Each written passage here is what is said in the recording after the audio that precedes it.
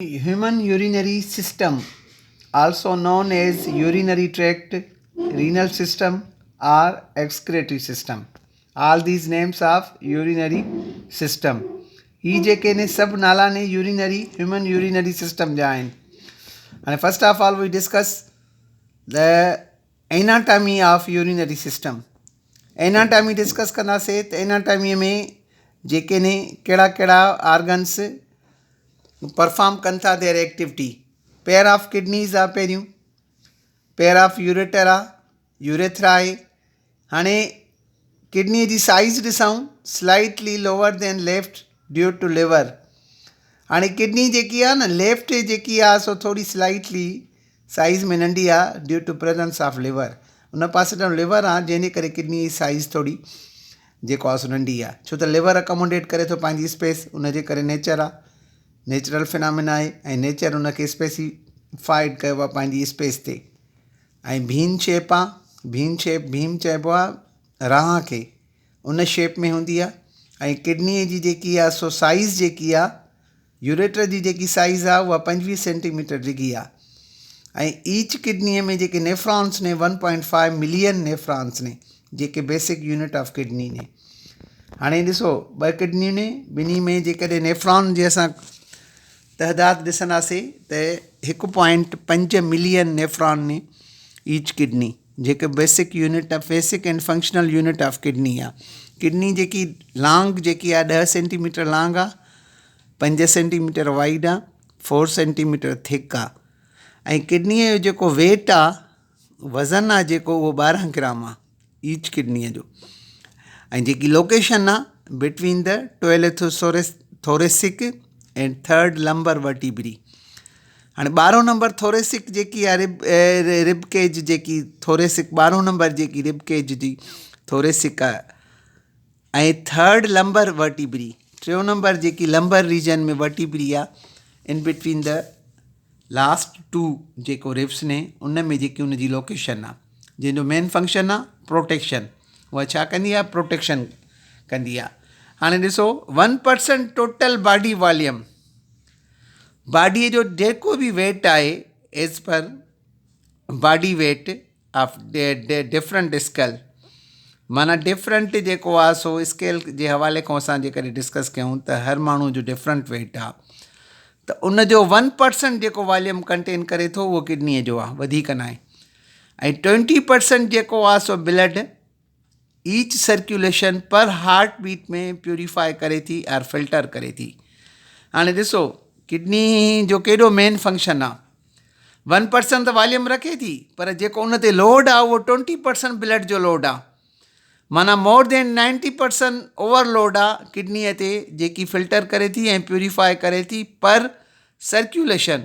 Circulation चऊं या पर हार्ट बीट.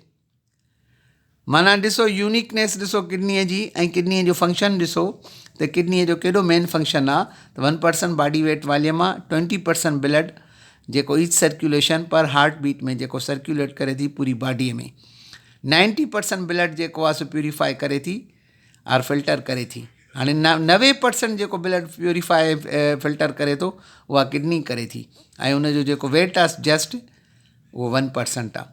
हाणे किडनीअ ते लोड ॾिसो केॾो आहे ऐं किडनीअ जो जेकी आहे सो केॾी इम्पोर्टेंस आहे इन अवर बॉडी. प्यूरिफिकेशन किडनीअ जो फंक्शन छा आहे? Purification and filtration of blood. ठीकु आहे. हाणे जेकॾहिं ॾिसूं त यूरेथ्रा जेकी वाहिद ढक आहे जेकी यूरिन बि कैरी करे थी ऐं स्पर्म्स कैरी करे थी, पर डिफरेंट आहे मेल एंड फीमेल में. मेल फीमेल में जेकी आहे सिर्फ़ु यूरिन कैरी कंदी आहे ऐं असां में स्पर्म्स ऐं यूरिन कैरी सेम डक कंदी आहे from pass out through urethra.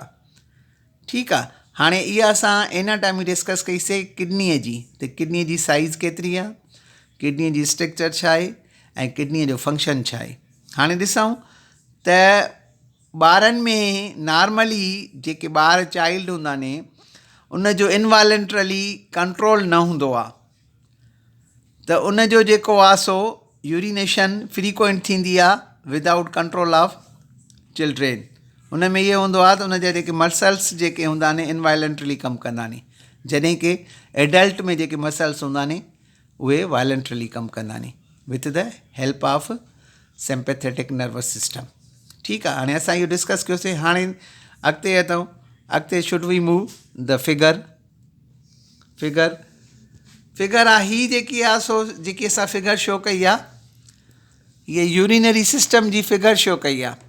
हाणे ही जेको आहे पेयर ऑफ किडनी आहे, ही जेके ने पेयर ऑफ किडनी आहे, top of the kidney adrenaline gland आहे, हे टॉप ऑफ द किडनी जेको एड्रीनलिन ग्लैंड आहे, ऐं ही जेके असां शो कयूं ने, ही जेको आहे सो रीनल हाइलेस चवंदा आहियूं या हालियम चऊं, जेको डिप्रेशन शो कयो आहे, जंहिंमां डिफरेंट आर्टरीज़ ऐं वेन्स निकिरंदियूं आहिनि जेके ब्लड खणी वेंदियूं आहिनि ऐं खणी वेंदियूं आहिनि।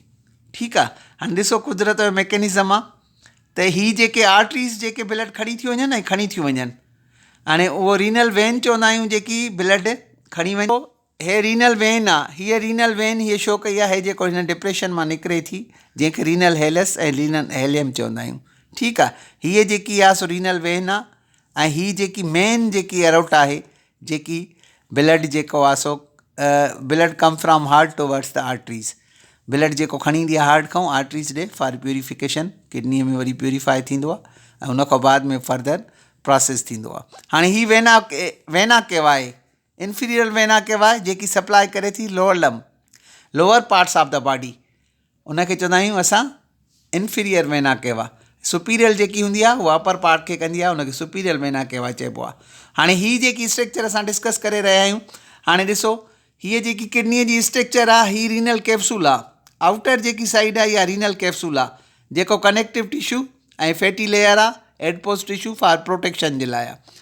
हाणे ही ॿाहिरियों जेको किडनीअ जो लेयर आहे उनखे रीनल कैप्सूल चवंदा आहियूं, जेको कनेक्टिव टिश्यू ऐं फैटी लेयर आहे एडपोज टिश्यू जो फॉर प्रोटेक्शन जे लाइ ठहियलु आहे। ठीकु आहे, हाणे उनखां बाद में जेको आहे सो तव्हां निकिरे थो यूरेटर्स, पेयर ऑफ यूरेटर्स आहे, हे यूरेटर्स निकिरनि था, जंहिंखे असां हाणे यूरेटर जेके निकिरनि था उहे ओपन थियनि था यूरिनरी ब्लैडर में।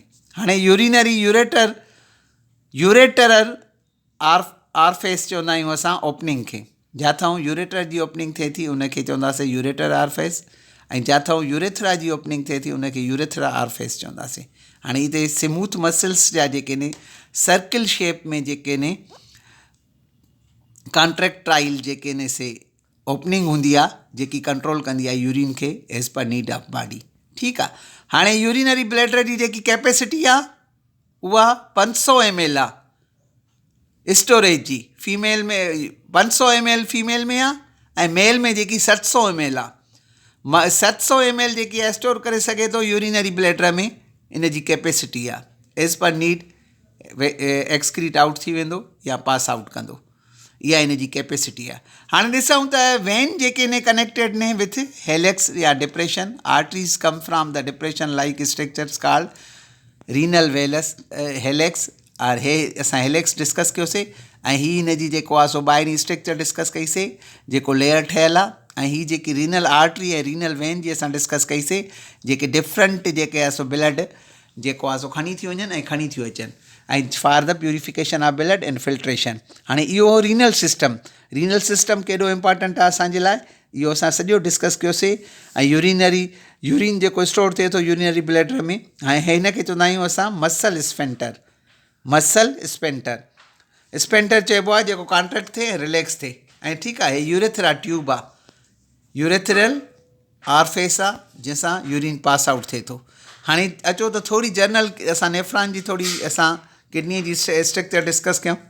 हाणे ही रीनल कार्टेक्स आहे, ही जेको ॿाहिरियों पोर्शन आहे उहो रीनल कार्टेक्स आहे, ऐं जेको इनर पोर्शन आहे उहो रीनल मेड्यूला आहे, ऐं माइनर कैलेक्स आहे। ही कैलेक्स गॾिजी करे जेको आहे सो मेजर कैलेक्स ठाहींदियूं आहिनि, उन मां जेको आहे सो यूरेटर पास थींदो आहे, पेल्वस मां जेको यूरेटर पास थींदो आहे। ठीकु आहे, हे जेके ने रीनल पैरामिड्स ने, ऐं जेको पैरामिड्स ने जिथे चैम्बर लाइक स्ट्रक्चर आहे, ही रीनल पैरामिड्स ने।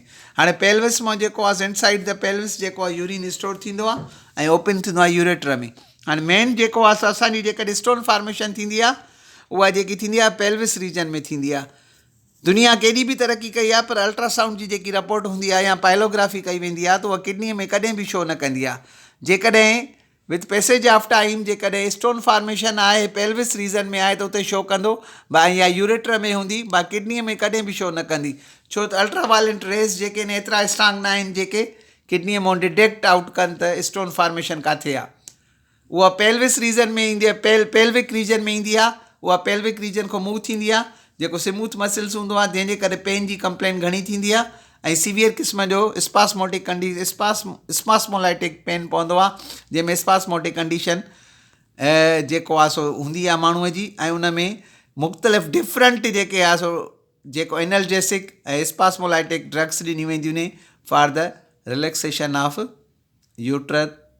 यूरेटर या पेल्विक रीजन में, त जीअं हुनखे रिलैक्स कयूं ऐं स्टोन जेको आहे पास आउट थिए थ्रू द यूरिन। इनखे असां प्रोसेस खे चवंदा आहियूं असां जेको आहे रीनल कोलिक चवंदा आहियूं। जेको सीवियर क़िस्म जो पेन पवंदो आहे उनखे रीनल कोलिक चइबो आहे। ठीकु आहे, हीअ असां सॼो डिस्कस करे वियासीं। हाणे जर्नली थोरो असां हुनखे समअप कयूं त किडनी आहे छा।